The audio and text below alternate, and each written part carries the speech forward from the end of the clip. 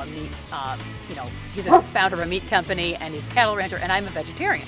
He's also more than 20 years older than I am, and he's Jewish, and I'm Christian. So we have a lot of seemingly polar, different character traits, but we actually have like a perfect union, we think. You make decisions faster, and I take a really long time. So when we meet in the middle, it's good. We count all the breeds of chicks to make sure that they ship the right amount, and then also we document any of the dead ones. We're feeding the chicks an organic feed. It's an organic chick starter, so it doesn't have any antibiotics or any medications in it. The other thing we do, I don't know if Jenny explained it, the chicks need to be taught how to drink. So you have to grab each one, we're going to dip their beak in water, and then they kind of go on their way, and they can kind of start to run around and do whatever they need to do. So start with one breed and then we'll count. Okay. So these guys are, they're basically what, 2 days old? Yeah. Now the reason they can send them in the mail is because the chicks will absorb the yolk when they hatch, and that gives them enough nutrition and everything to keep them alive for a couple of days. Really just by the luck of the draw as far as who I fell in love with, because I was living in New York City. I was working as a lawyer. I was working on issues related to pollution from agriculture. So people look at the worst case scenarios and say, this is bad for the environment. It's like, yes, there's a lot of bad stuff, and that's what I've been working on as an environmental lawyer, to try to correct those things. It doesn't mean that all animal farming is bad for the environment. So one of the things we're always trying to do with our own farm, as well as our writing and speaking, is to try to present this idea that the best kind of farming is actually environmentally beneficial. And you can have a lot of environmentally damaging farming, and that needs to be corrected. But it doesn't mean that all agriculture is environmentally bad. And we don't use any chemicals. We don't put any chemicals of any kind on the land.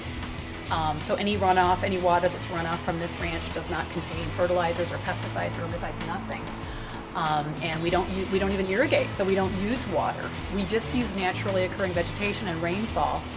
And so we feel we're doing about the most low impact kind of food production that you can possibly do.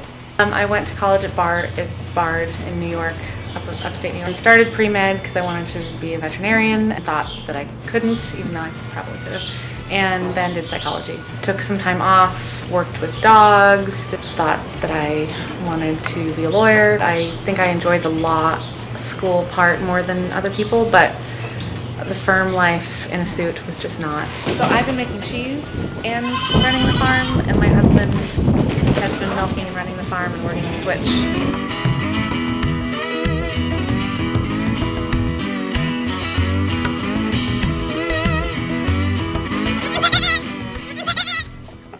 So when you burn them, you sit on the box like this, Toby, and you take the iron and you feel where the butt is, and then you twist it for about 5 seconds.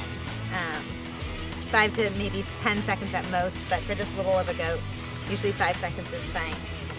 And then once they're done, they just come right back out. People say it's the hardest part of raising goats. They'd rather, the castrations and the shots and all of that is a lot easier. Milking, delivery, all of that is a lot easier than just bedding them. Those are the turkeys that will end up as Thanksgiving and Christmas turkeys, pretty much.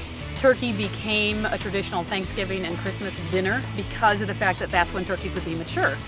So they're naturally laying their eggs now, and they'll be mature right around the time of Thanksgiving and Christmas. That's how nature had it designed, and that's why early Americans started eating Thanksgiving, turkey, basically. I mean, turkey around that time is a holiday meal. Miles, get out of there! Oh my gosh, oh my gosh. I don't know if you just saw that, but he stuck his whole body in there to get this. These guys, that's why they're so frustrated here. They're waiting, they want to be in there. He's doing a mating dance there. We just put bucks in with our goats. So we had 56 goats give birth in 9 days. So we were in the barn for 9 days, and I fell asleep in a pen.